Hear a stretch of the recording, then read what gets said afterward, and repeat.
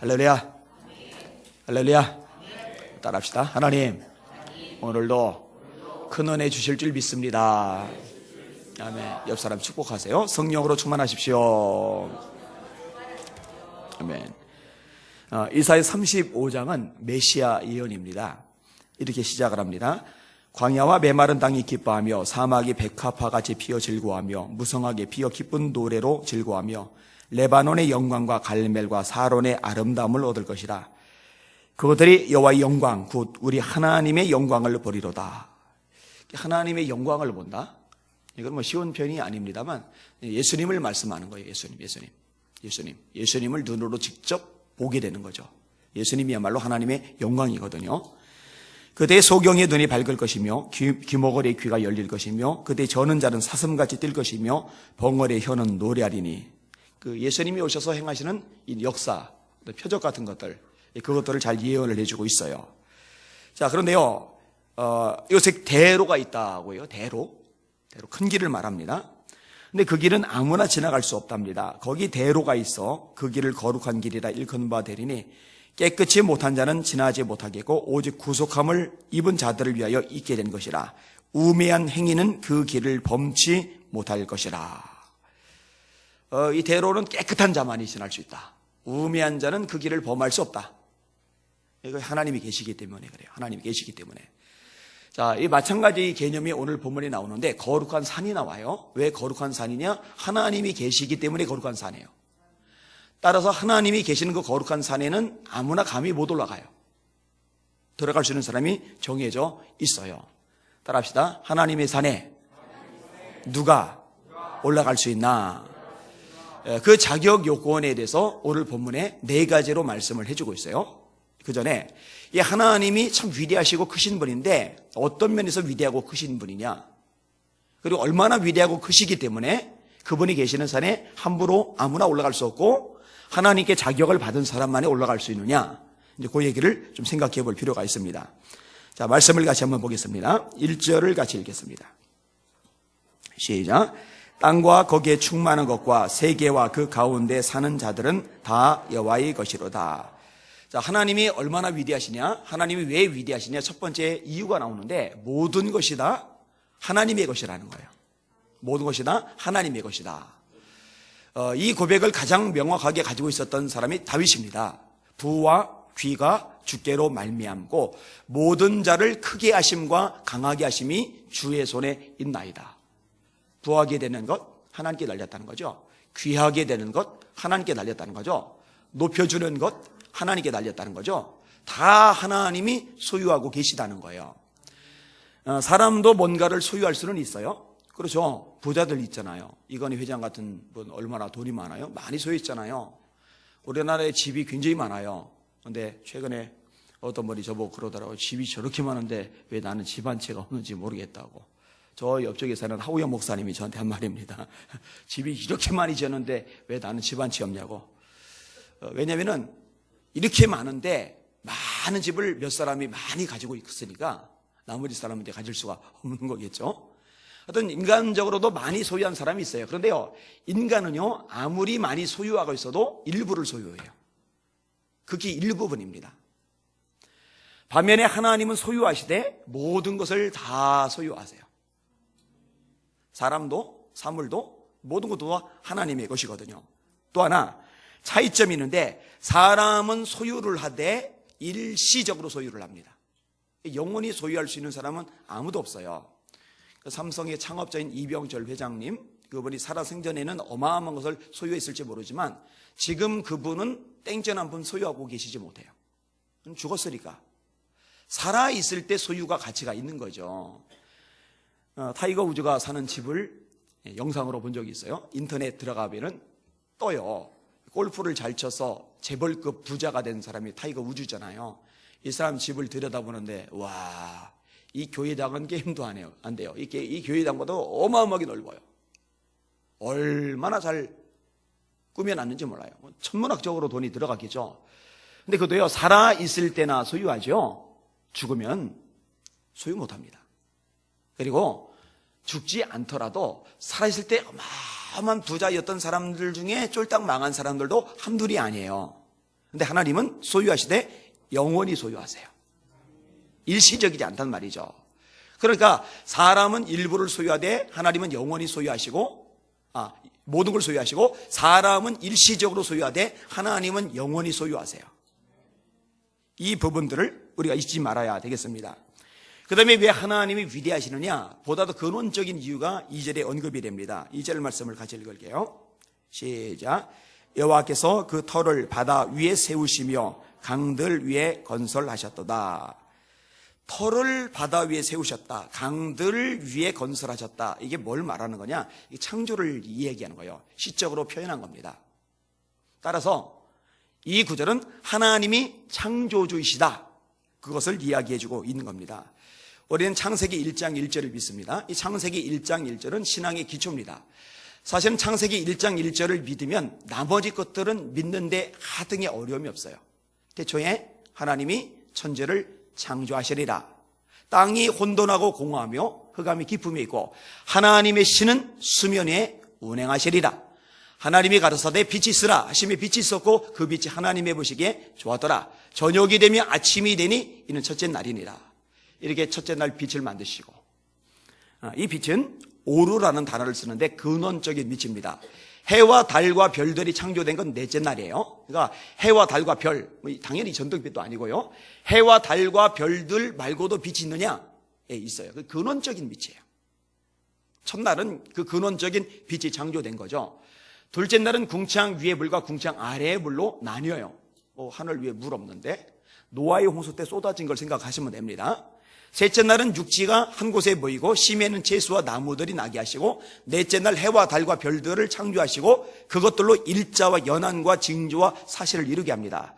여러분, 사람들이요, 지금처럼 전자기기로 날짜를 이렇게 정하고 보여주기 전에 전부 다 해 가지고, 전부 다 달 가지고 날짜를 정했어요. 그래서 월력, 일력. 그래서 우리가 음력 또는 양력 하잖아요. 그 음력이 달을 중심으로, 양력이 해를 중심으로 되는 거예요. 일자와 연한과 징조와 사실을 이루라.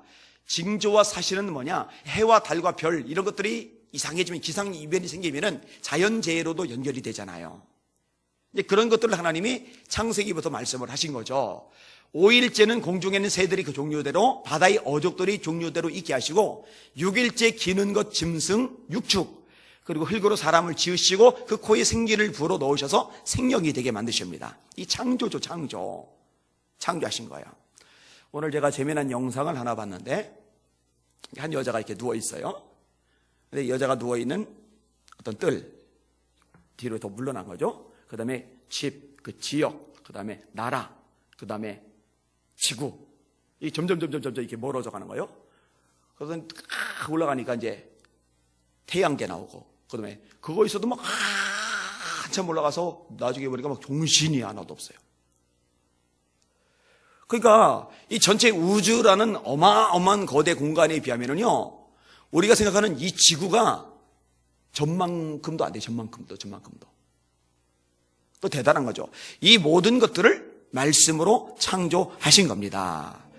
자, 사람은 일부 소유하지만 하나님은 모든 걸 소유하시고, 사람은 일시적으로 소유하시지만 하나님은 영원히 소유하시는데, 어쨌든 소유라는 측면에서는 좀 비슷한 점이 있어요. 근데 이 창조라는 측면에서는 완전히 달라요. 사람이 따라갈 수가 없는 거죠. 모세가 재앙을 내릴 때요, 애굽의 술사들이 따라합니다. 그런데 어느 재앙부터 따라하지를 못하냐면요, 모세가 지팡이로 티끌을 쪄서 티끌이 이가 될 때, 여러분, 티끌이 이가 되는 것은 창조의 능력입니다. 생명체를 만들어내는 겁니다. 이 재앙을 술사들이 못 따라와요. 상징적인 의미가 있습니다. 사람이 절대로 흉내낼 수 없는 것이 있다면 생명체를 만들어내는 거예요. 물리과학이 굉장히 많이 발달을 합니다. 여러분이 가지고 있는 스마트폰, 이거는요 진짜 어마어마해요. 여기는 여러분들은 뭐 대부분 쓰는 게 아주 극히 피상적인 거, 전화 통화하고 문자 보내고 카톡하고 인터넷 검색하고, 사실은 그런 차원이 아니고 이게 완전히 컴퓨터 수준이거든요. 근데 거의 못 쓰죠. 제가 좀 전에 말한 거, 카톡 이런 거 외에는 잘 안 쓰잖아요. 그러면서 뭐 이렇게 비싼 걸 살려고 그러는지, 최신형으로만 살려고 그러는지 전 이해가 잘 안 가는 측면도 있어요. 대단해, 이거 대단해. 자동차 대단하잖아요. 하늘나는 비행기, 우주선 정말 대단하잖아요. 그런데 이 물리과학이 이렇게 어마어마하게 빠른 속도로 발달을 해요. 인터넷도요, 휴대폰 정도 아니라 이제 사물 인터넷 시대로 갑니다. 이와 관련된 책자들도 지금 계속 나오고 있어요. 무슨 말이냐? 냉장고도 인터넷으로, 세탁기도 인터넷으로, 보일러도 인터넷으로. 모든 물건들을 다 인터넷으로 연결을 해가지고 이런 거 하나만 들고 있으면은 다 작동이 가능하고 연결이 가능하고 확인이 가능하도록 이제 앞으로 그렇게 돼요. 벌써 이런 제품들이 만들어지고 있어요. 어마어마하잖아요. 대단하잖아요. 그런데 생명체를 못 만들어내요. 인간이 하는 것은 이미 있는 생명체를 가지고 변형시키는 것, 유전 조작이죠. 그 정도뿐이지 생명체 자체를 만들어내는 거는요, 단세포 생명도 못 만들어내요. 이게 사람의 한계입니다. 예전에 재미난 글을 한 두 막 읽었는데, 인간이 굉장히 발달했대요. 그래서 유전자 조작술도 너무 발달해서 이제 흙으로 사람을 빚을 수 있게 되었대요. 이야기예요, 이야기. 절대로 그런 날은 안 옵니다. 올 수 없어요. 그 전에 예수님 오실 겁니다.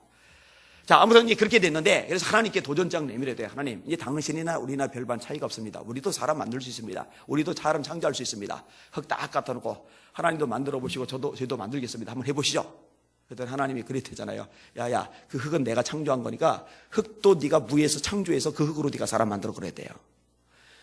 사람의 창조적인 능력, 하나님의 모양과 형상이 있기 때문에 창조성이 있지만 사람의 창조성은 전적으로 있는 것. 다시 말해 유에서 유의 창조이지 하나님의 창조처럼 아무것도 없는 무에서의 창조가 아니에요. 창세기 1장이 창조하셨다는 그 단어는 무에서 유의 창조를 의미하고 있거든요. 따라합시다. 하나님은 모든 것을 소유하신다. 하나님은 모든 것의 창조주이시다. 시편 저자는 이 두 가지를 하나님의 위대하심으로 드러낸 거예요. 그리고 하나님이 계시는 산을 거룩한 산이라고 표현하고 그 산에 누가 올라가느냐, 그 자격 요건을 가진 사람이 누구냐, 그곳을 언급해 나가고 있는 겁니다. 자, 말씀을 같이 볼게요. 3절에 질문이 나와요. 3절 시작. 여호와의 산에 오를 자가 누구며 그의 거룩한 곳에 설 자가 누구인가. 자, 4절 시작. 곧 손이 깨끗하며 정결하며 뜻을 허탄한 데 두지 아니하며 거짓 맹세하지 아니하는 자로다. 첫 번째 어떤 사람이 나오냐? 손이 깨끗한 자, 손이 깨끗한 자. 사람이 하는 모든 일들은 손으로 이루어집니다. 설거지 손으로 하죠. 일하는 거 손으로 하잖아요. 그죠? 뭔가 만들 때 손으로 하죠. 스마트폰 저장 손으로 하죠. 텔레비 볼 때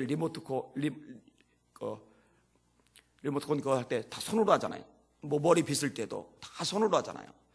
손이 깨끗하다라는 얘기는요, 성결을 말하는 거예요. 거룩을 말하는 거예요. 히브리서에 이렇게 말씀합니다. 모든 사람으로 더불어 화평함과 거룩함을 따르라. 이것이 없이는 아무도 주를 보지 못하리라. 예수님을 내 인생의 주님으로 영접할 때요, 우리는 의인이 됩니다. 근데 그 의를 칭의라고 합니다. 의롭다라고 칭해 주는 거예요.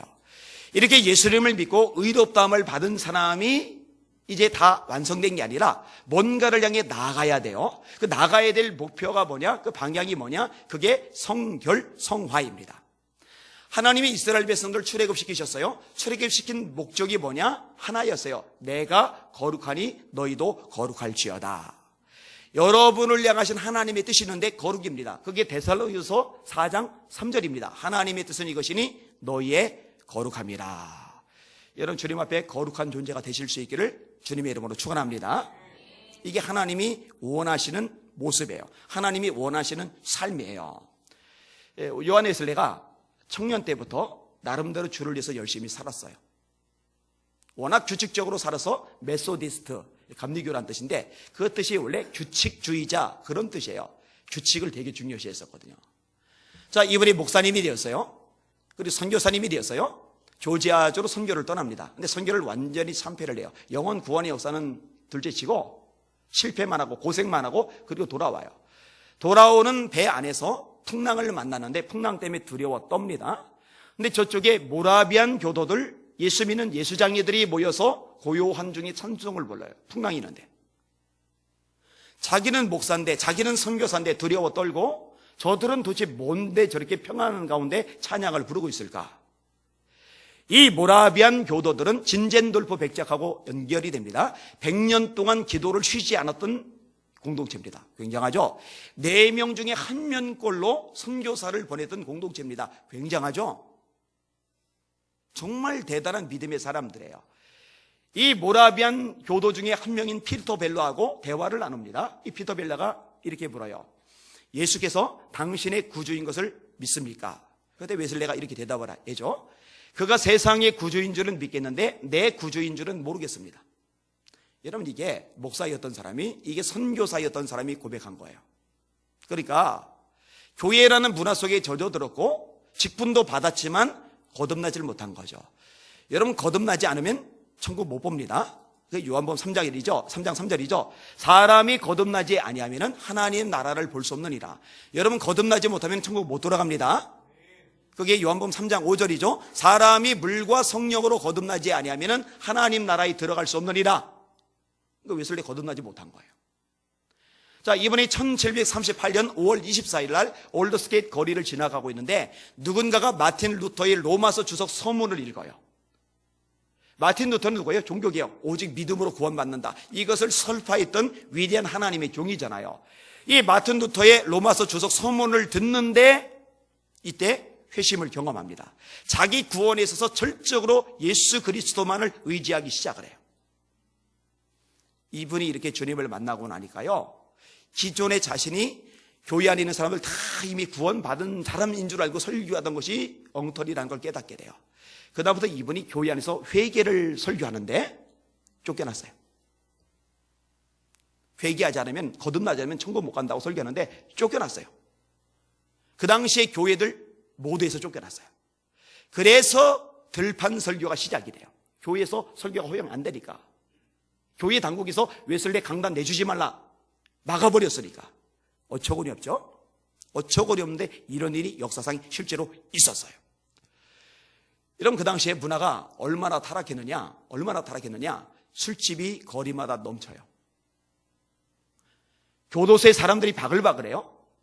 사형당하는 사람 숫자가 너무 많아서 해군의 밧줄이 모자라요. 밧줄로 교수용을 시키는데 그 밧줄이 모자라요. 한 번 쓴 건 또 안 썼나 보죠?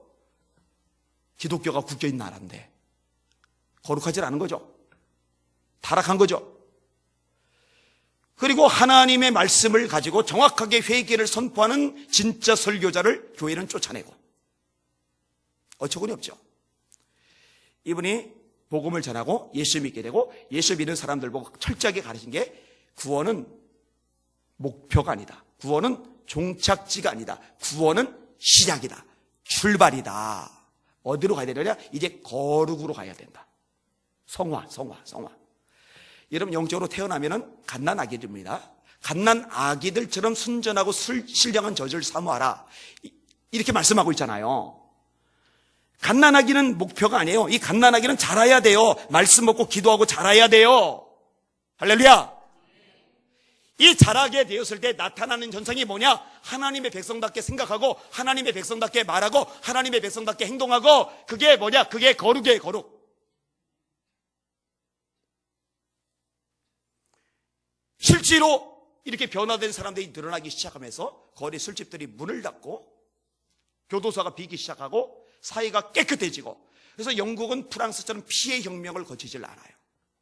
이런 우리 대한민국도 돌아볼 필요가 있어요. 저는 성장과 부흥을 철저하게 구분을 합니다. 성장은 사람만 많으면 성장해요. 부흥은 전혀 차원이 달라요. 사람들이 실질적으로 거룩해지기 시작하는 거예요. 그 거룩의 영향력이 가정을 향해 파고들고, 그 거룩의 영향력이 이웃을 향해 파고들고, 그 거룩의 영향력이 사회 세상을 향해 파고드는 거예요. 이 땅에 부흥을 위해서 기도하시길 바랍니다. 너무너무 중요한 기도 제목이에요. 그러면은요, 손이 깨끗해져요. 다시 인용합니다. 모든 사람으로 더불어 화평함과 거룩함을 따르라. 이것이 없이는 아무도 주를 보지 못하리라. 두렵고 떨림으로 받아야 될 겁니다. 우리 주님 재림하실 때 교회 다니는 사람들, 굉장히 많은 사람들이 구원 못 받을 겁니다. 천국 못 갈 겁니다. 제가 장담합니다. 예수님이 마태복음 7장에 말씀하십니다. 그날에, 재림날에, 그날에 많은 사람이 나더러 이르되, 소수가 아니에요? 몇 명이 아니에요? 많은 사람이 나더러 이르되 주여 우리가 주의 이름으로 선지자 노릇하며, 선지자 노릇. 이거보다 더 확실한 게 어디 있어요? 목사 노릇 했다는 거예요. 선지자 노릇하며 귀신을 쫓아내며 많은 권능을 행치 아닙니까? 은사도 막 능력도 나타났대요. 그때 내가 저에게 밝히 말하되 내가 너희를 도무지 알지 못하니 불법을 행하는 자들아 내게서 떠나가라리라. 손이 깨끗하지 않죠? 불법을 행하니까. 소수가 그런다고요? 몇 명이 그런다고요? 아니요, 많은 사람이 나더러 이르되. 여러분의 손이 깨끗해지시기를 주님의 이름으로 축원합니다. 성결을 추구하고 다름질하시기를 주님의 이름으로 축원합니다. 온갖 다양한 것 잡동사니 너무 신경 쓰지 마시고 여러분이 하나님 앞에 거룩한 존재가 되는 것, 이것 가지고 씨름을 하셔야 돼요. 자, 두 번째, 어떤 것이 나오느냐? 마음이 청결한 자입니다. 마음이 청결한 자. 이 마음이 청결하다는 것은 겉으로 드러나는 말, 겉으로 드러나는 행동, 그 속에 더 본질적인 요소, 이것을 말씀하는 겁니다. 팔복 중에 하나가 뭐냐? 마음이 청결한 자는 복이 있나니 저희가 그들이 하나님을 볼 것이며. 따라합시다. 마음이 청결한 자는 복이 있나니 그들이 하나님을 볼 것이며. 사람은요, 얼마든지 겉과 속이 다를 수 있는 존재입니다. 여러분, 교회에서 봉사하고 예배하고 열심을 내는 것도요, 마음으로 와서 예배 드릴 수 있는 반면에 체면 때문에 나올 수도 있고요, 사람에게 보이기 위해서 나올 수도 있어요. 얼마든지 그럴 수 있어요. 하나님을 사랑하는 거, 이게 첫째 계명이잖아요. 이웃을 사랑하는 거, 이게 둘째 계명이잖아요. 그런데 하나님을 사랑하는데 다해서 사랑해야 돼요. 근데 다해서 사랑해야 될 항목들 중에 제 1순위가 뭐냐면은 마음을 다하여예요. 마음을 다하여. 마음을 다하고 성품을 다하고 뜻을 다하고 힘을 다하여 주 너희의 하나님을 사랑하라 하셨으니 이것이 크고 첫째 되는 계명이요. 마음을 다한다는 말은 뭐예요? 컵에 물을 다 마셨다. 그럼 반 남았으면은 그건 거짓말이죠. 3분의 1 남았다? 그건 다 마신 게 아니죠.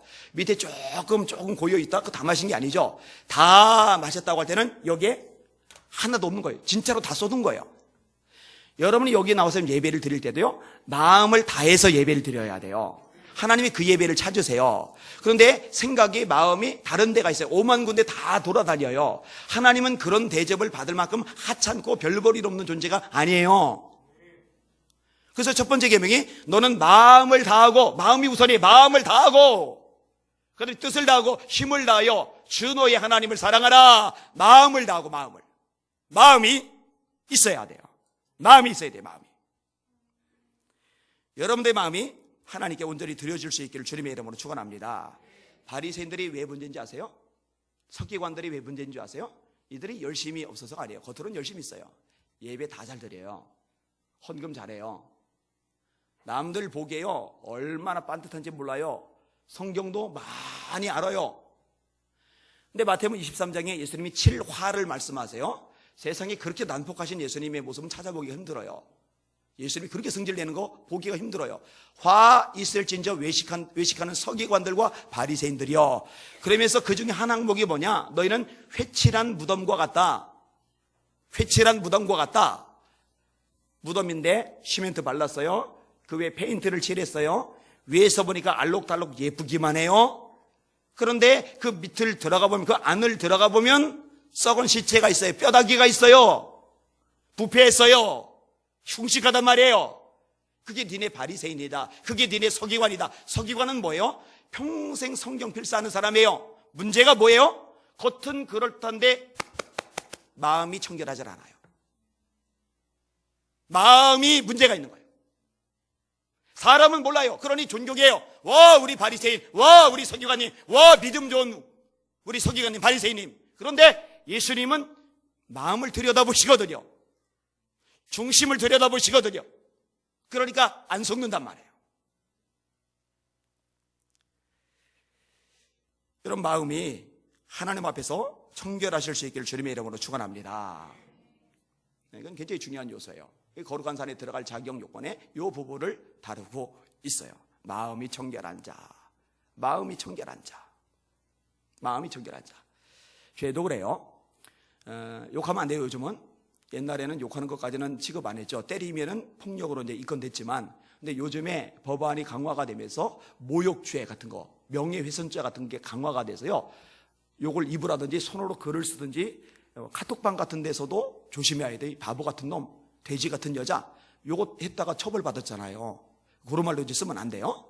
근데 마음속은 뭔 생각을 하든지 전혀 세상 법에는 저촉이 되지 않는데, 예수님은요, 이 부분을 터치하세요. 여자를 보고 음욕을 품는 자마다 마음에 이미 간음하였느니라.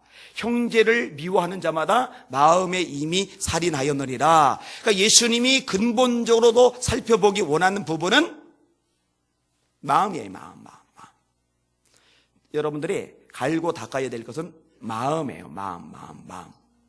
거울 보고 화장품 바르고 영양크림 바르고 성형외과 가서 이것저것 뜯어 고치고 그거 별로 안 중요해요. 여러분의 마음을 화장시켜야 돼요. 여러분의 마음을 다듬어야 돼요.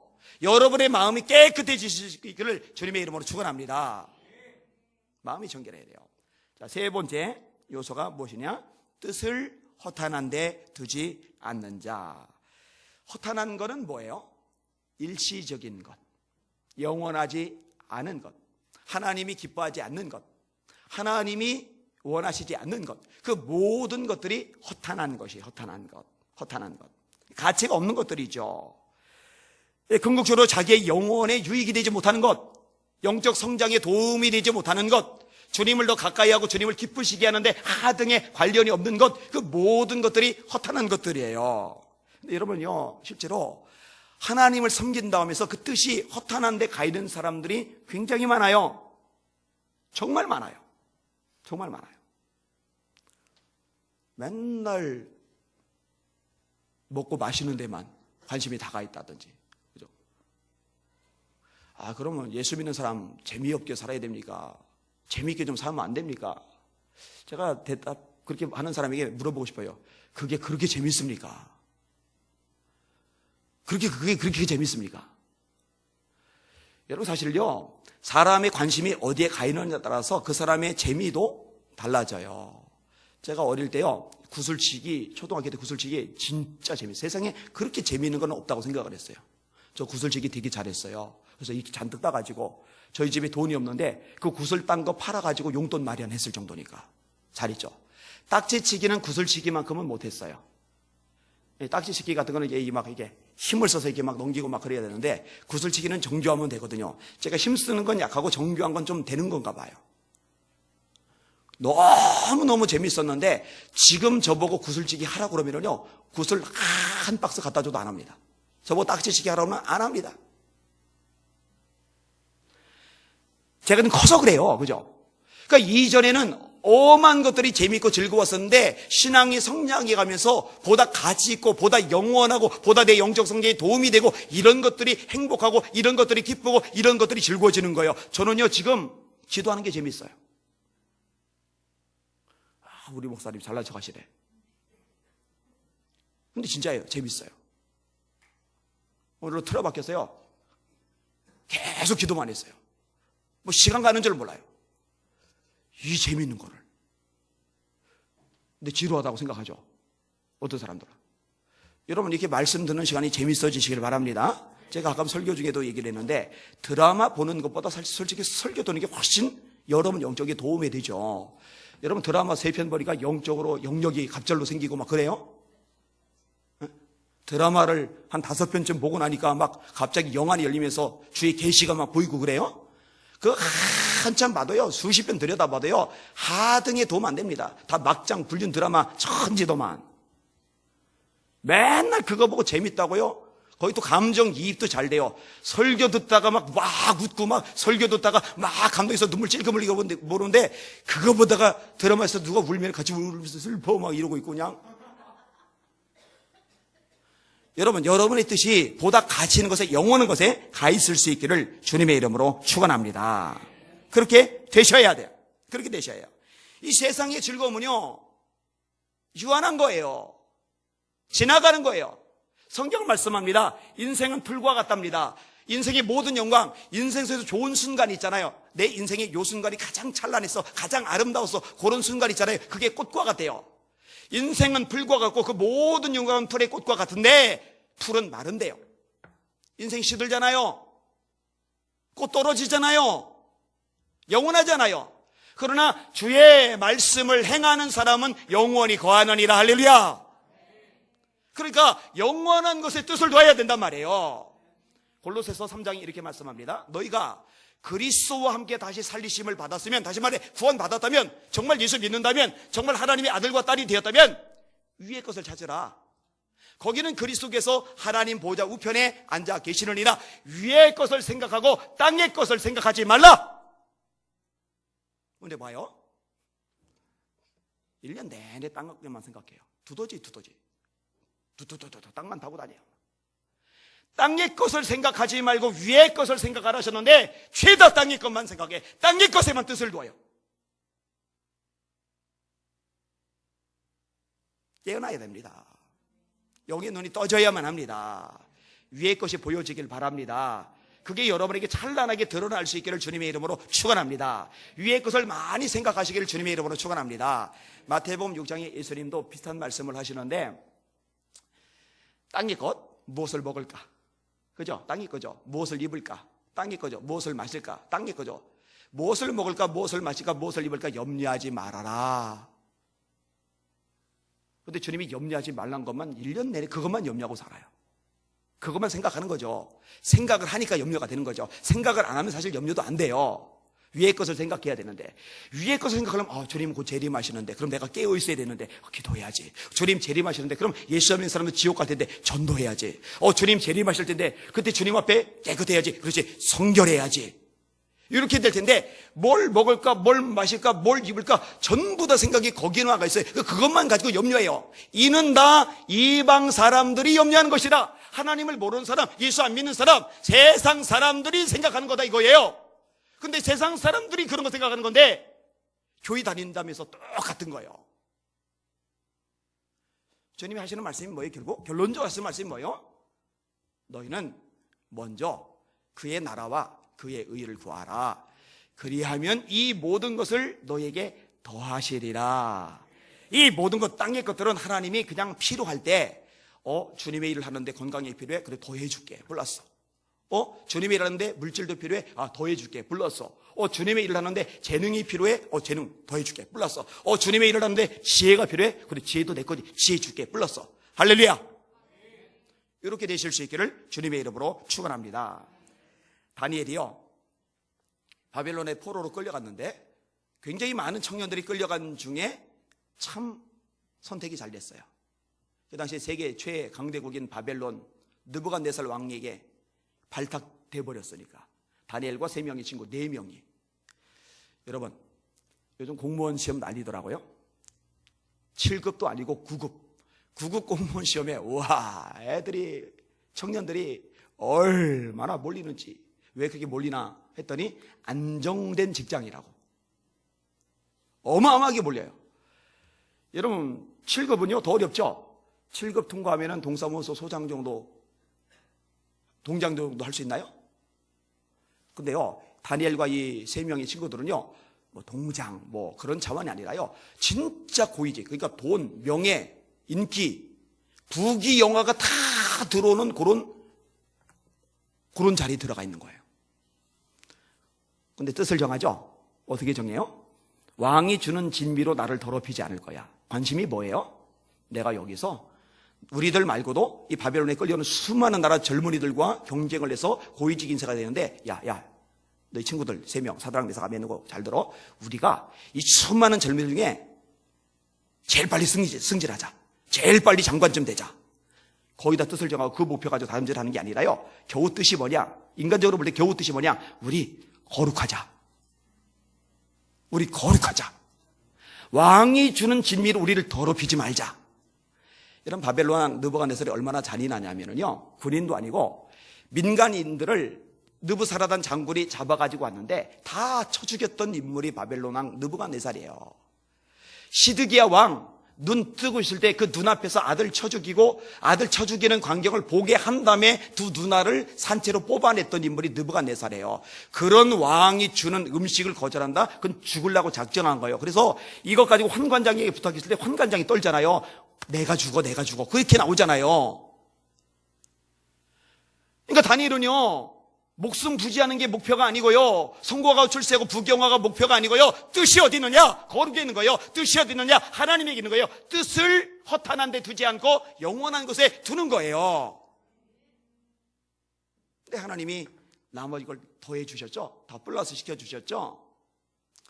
우리 사랑 예수의 비전교회 특징 중에 하나가 저는 이거였으면 좋겠어요. 우리 성도들 보니까 정말 하나님께 뜻을 둔 사람이 가득한 교회, 영원한 것에 뜻을 둔 사람들이 가득한 교회, 천하보다 귀한 한 생명을 주님 앞에 인도하려고 전도하려고 여기에 뜻을 둔 성도들이 가득한 교회.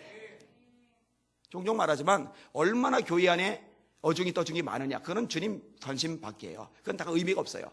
내 천국에서 심으시지 않은 것마다 뽑힌다고 예수님 명확하게 말씀하셨어요. 아까도 말했죠. 많은 사람들 내가 니들 모른다, 떠나라. 그 예수님의 말씀이거든요.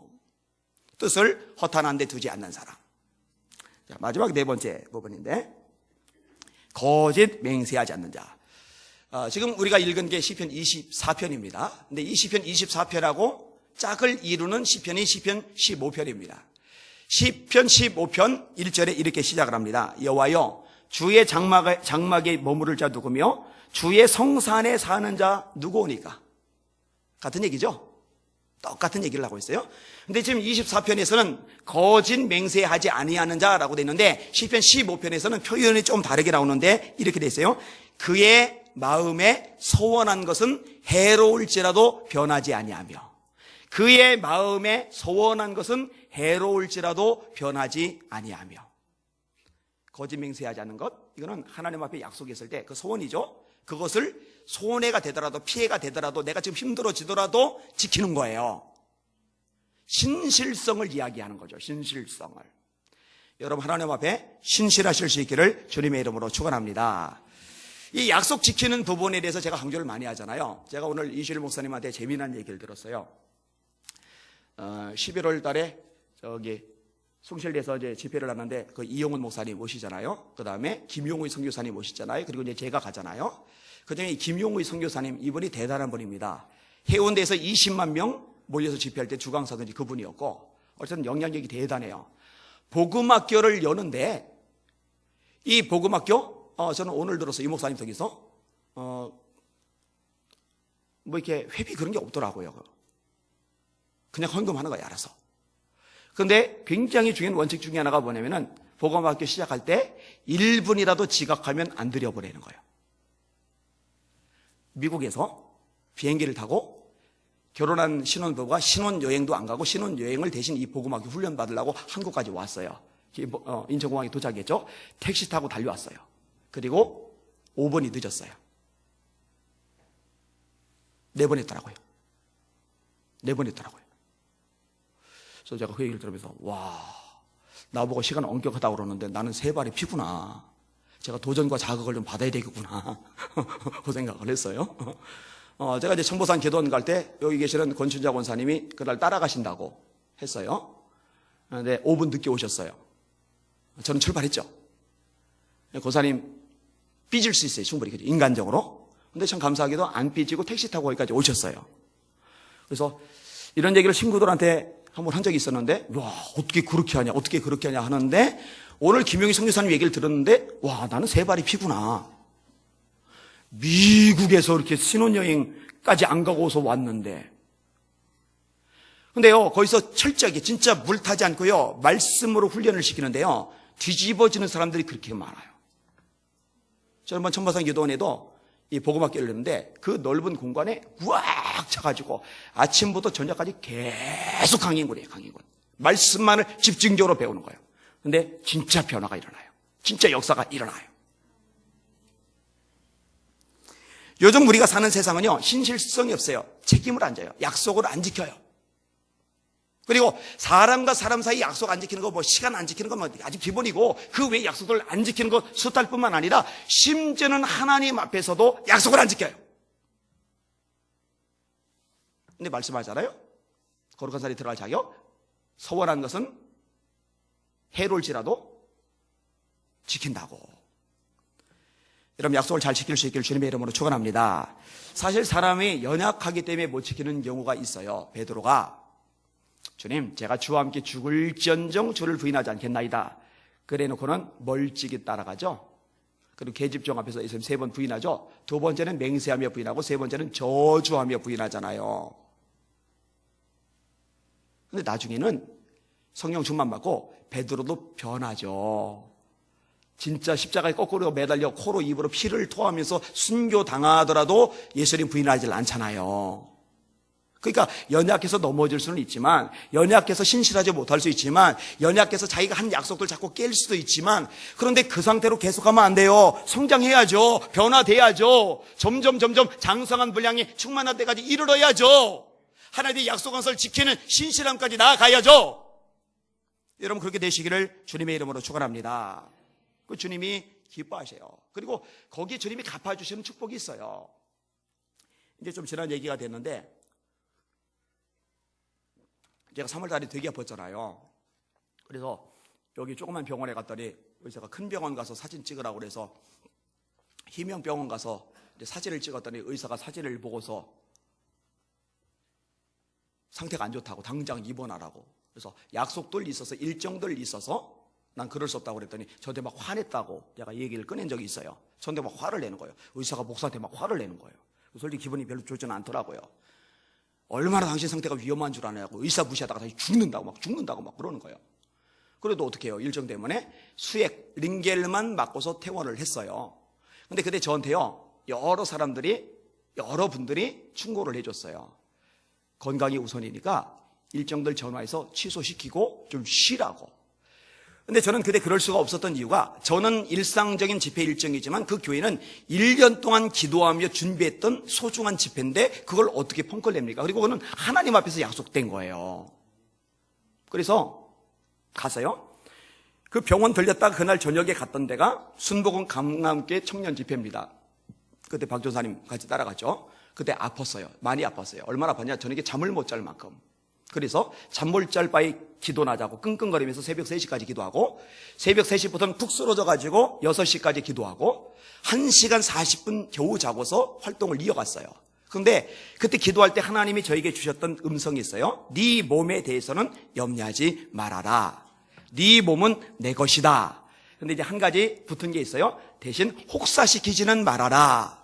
그래서 이제 그 후부터 2개, 3개씩 한 주에 잡는 거는 안 잡고 있어요. 그리고 그 다음 주의 집회가 제가 제일 부담스러워하는 집회. 일반 교회 부흥회는요, 마나바의 설교가 10번입니다. 보통은 7번입니다. 저녁만 하면 3번이면 돼요. 그리고 새벽 예배 설교는요, 사실 길게 안 합니다. 30분, 40분 정도 설교하고 자유롭게 개인 기도하도록 해주면 되고, 오전 예배는 성경 공부하듯이 차근차근 조곤조곤하고 저녁 집회만 뜨겁게 인도를 하면 되는데, 이 천보사는 12번 전부를 아주 막 강력하게 끌어가야 돼요. 그러니까 제가 목이 산기도하다 트여서 목이 절대 안 쉬는데 천보산만 갔다 오면 쉬어요 좀. 이번 주에 그래서 제가 목이 좀 쉬었잖아요. 그러니까 그 몸 상태로 천보산을 가니 이제 큰일 난 거죠, 인간적으로. 근데 그때 기적을 또 경험했잖아요. 보통 하루하루 지나면서 막 진이 다 빠지는데, 놀랍게도 아픈 상태로 갔는데 하루하루 지나면서 몸이 급속도로 좋아져서 집회 마치고 돌아올 때 쌩쌩해져서 제가 왔단 말이에요. 저는요, 하나님이 갚아준 거라고 생각해요. 하나님 앞에 드렸던 약속 지킨 것에 대해서 하나님이 보상을 해주신 것이라고 그렇게 생각을 해요. 여러분, 하나님과의 약속을 지키는 거는요, 때로는 인간적으로 손해 같아 보이고, 때로는 마이너스 같아 보이고, 때로는 이것 때문에 내가 인생 속에서 뭔가 뒤로 후퇴하는 것 같아 보이고 그럴 수 있지만, 장기적으로 내다봤을 때, 그리고 결론적으로 내다봤을 때 그것이야말로 진짜 제 인생에, 여러분 인생에 복인 줄 깨달으시길 바랍니다. 저는 작정기도, 헌금 작정기도 안 시키잖아요. 우리 건축할 때도 안 시켰잖아요. 근데 지난번에 신 목사님 오셔서 작정을 시키셨어요. 이렇게 나오게 해가지고, 나오게 해서 시키셨는데, 근데 만약에 할 마음이 없으면 그때 사실 작정을 안 하면 돼요. 그런데 대신에 했으면 그거는 지키는 게 좋아요. 근데 이제 제가 구체적인 얘기는 안 하지만 어떤 분은 했는데 저한테 이제 찾아와서 하지 않을 겁니다. 이렇게 했어요. 근데 반면에 어떤 분은 상당히 컸는데 그걸 다 하신 분도 있어요. 그리고 나서 이제 몇 년이 지나갔는데요. 달라요. 결과가 달라요. 결과가 달라요. 차라리 약속을 하지 말든지 약속을 했으면 약속한 것은 지키든지. 야곱이 왜 세겜에서 어려운 일을 겪었습니까? 하나님 앞에 베델 가서 하겠다고 했던 약속을 안 지키고 세겜 땅에 머물고 있다가 어려움을 겪었잖아요. 그 어려움을 겪고 초토화되고 집안이 몰살당할 위기에 처해 있을 때 그때 하나님이 나타나셔서 잊지 않고서 요청하는 거예요. 너 베델로 올라가라. 너 베델로 올라가라. 여러분, 주를 위해서 살겠다고, 예비하며 살겠다고, 기도하며 살겠다고 약속하셨던 것들 지키실 수 있기를 주님의 이름으로 축원합니다. 자, 오늘 4가지를 제가 말씀을 드렸어요. 한번 따라합시다. 손이 깨끗하며 마음이 청결하며 뜻을 허탄한 데 두지 아니하며 거짓 맹세하지 않는 자. 저와 여러분의 신앙이 어린아이의 신앙에 머물러 있지 말고 날마다 성장해 가셔서 주님이 기뻐하시는 성숙한 성도들로 커가실 수 있기를 예수님의 이름으로 축원합니다. 축원합니다. 축원합니다. 주님이 한국교회 전체 내려다보실 때 가슴앓이 참 많이 하실 거예요. 왜냐? 맨 갓난아기들, 그리고 사실은 갓난아기도 아닌 아예 태어나지도 못한, 구원받지도 못한 사람들이 바글바글 할 테니까 그 사람들은 거듭나야 되고, 갓난아기들은 자라서 오늘 본문처럼 실제적으로 주님 보시기에 성숙한 성도들로 커가야 되고, 이것을 여러분의 표대 목표로 삼고 다름질하시기를 주님의 이름으로 축원합니다. 아멘. 찬양가